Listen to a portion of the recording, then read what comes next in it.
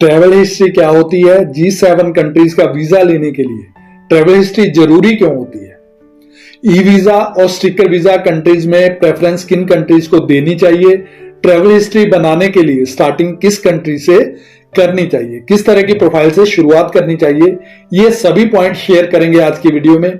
So last तक बने रहिए। जो एप्लीकेंट G7 कंट्रीज जैसे कि Canada, France, Germany, Italy, Japan, UK या यूएस जाना चाहते हैं, उनके लिए ये वीडियो बहुत ही अहम होने वाली है। सो डिस्कस करेंगे ट्रैवल हिस्ट्री की कंप्लीट जानकारी। चलिए शुरू करते हैं। नमस्कार दोस्तों, वेलकम है आप सभी का आपके अपने चैनल हिम्मत LLB में। बहुत से व्यूज के सवाल आते हैं कि सर हमें कनाडा, अमेरिका या शेंगन वीजा अप्लाई करना है, हमें ट्रैवल हिस्ट्री बनानी चाहिए या नहीं, ये कितनी जरूरी है। तो डियर, ये डिपेंड करता है एप्लीकेंट की प्रोफाइल के ऊपर। अगर एप्लीकेंट की प्रोफाइल बहुत ज्यादा स्ट्रांग है, मींस के एनुअली इनकम 40 से 50 लाख के नियर है, एप्लीकेंट मंथली 3-4 लाख रुपए जो है अपनी होम कंट्री में अर्न कर रहा है, कमा रहा है, अपनी होम कंट्री में सेटल है, रेगुलर सोर्स ऑफ इनकम है, अच्छी प्रॉपर्टीज है, अच्छी होम टाइज है, तो ऐसे केसेस में विदाउट ट्रैवल हिस्ट्री भी G7 कंट्रीज जो है वो वीजा ग्रांट कर देती है।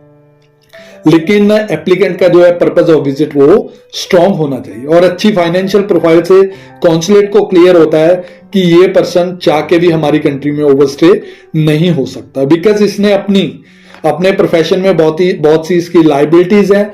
बट वहीं दूसरी साइड बात करें कि जो एप्लीकेंट एनुअली 4-5 लाख से 6-7 लाख रुपए जो है एनुअली अर्न कर रहे हैं, कमा रहे हैं, तो कॉन्सुलेट को जो है डाउट होता है कि ये पर्सन 30-40 हजार से, ठीक है ना जी, 60-70 हजार रुपए जो है मंथली अर्न कर रहा है, कमा रहा है, पूरे चांसेस हैं कि ये पर्सन वापस अपनी होम कंट्री में ना आए, मींस के हमारी कंट्री में इलीगल स्टे करके वहीं सेटल होने का प्लान करें। ऐसे केसेस में जो है ट्रैवल हिस्ट्री को प्रेफरेंस दी जाती है, जिससे प्रूव होता है कि ये एप्लीकेंट जेन्युइन ट्रैवलर है, इसे अलग अलग देश, अलग अलग प्लेसेस जो है वो घूमने का शौक है।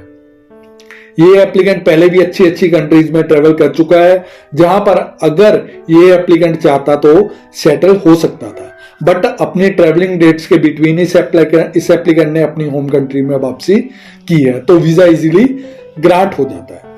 अभी बात करें फ्रेशर्स की, जिन्होंने किसी भी दूसरी कंट्री में ट्रेवल नहीं किया है और वो कनाडा, अमेरिका या शेंगन कंट्री जाना चाहते हैं, तो वो स्टार्टिंग कहां से करें। फ्रेशर जो एप्लीकेंट है वो ट्रैवल हिस्ट्री की स्टार्टिंग जो है वो कंबोडिया, मलेशिया और वियतनाम से कर सकते हैं। हालांकि दुबई से भी स्टार्टिंग की जा सकती है, बट दुबई का ई वीजा होता है, मींस के दुबई के लिए पेपर वीजा इशू होता है, बट कंबोडिया, मलेशिया और वियतनाम का जो है वो स्टिकर वीजा होता है, जो कि आपके पासपोर्ट पर स्टिकर वीजा पेस्ट होता है। इनमें ट्रेवल करने के बाद आप गैप मेंटेन करके साउथ अफ्रीका या टर्की का वीजा अप्लाई कर सकते हैं। हालांकि साउथ अफ्रीका और टर्की के लिए पेपर फॉर्मेलिटीज कंबोडिया, मलेशिया और वियतनाम के कंपैरिजन में स्ट्रांग होनी चाहिए, बट थोड़े एफर्ट लगा के ये भी हो जाता है। साउथ अफ्रीका या टर्की ट्रेवल करने के बाद गैप मेंटेन करके आप क्रोएशिया या ब्राजील का वीजा भी अप्लाई कर सकते हैं। क्रोएशिया एक बेहतरीन कंट्री है और क्रोएशिया से अगर आप सही टाइम पर वापस आने वाले एप्लीकेंट जो होते हैं वो गैप मेंटेन करके साउथ कोरिया, जापान या शेंगन वीजा भी अप्लाई कर सकते हैं।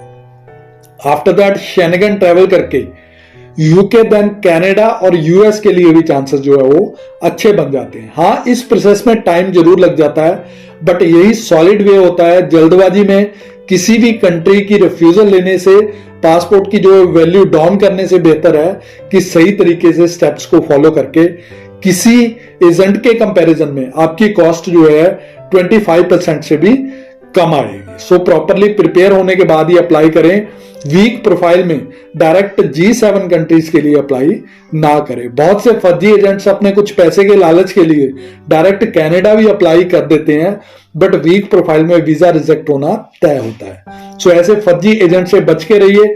उम्मीद है आपको ट्रैवल हिस्ट्री के बारे में क्लियर हो गया होगा कि ट्रैवल हिस्ट्री होती क्या है, इसे मैनेज कैसे करना है। जल्दी मिलते हैं नेक्स्ट वीडियो में एक नई जानकारी के साथ। तब तक अवेयर रहिए, फर्जी एजेंट से बच के रहिए। वीडियो वॉच करने के लिए धन्यवाद। Thank you. जय हिंद।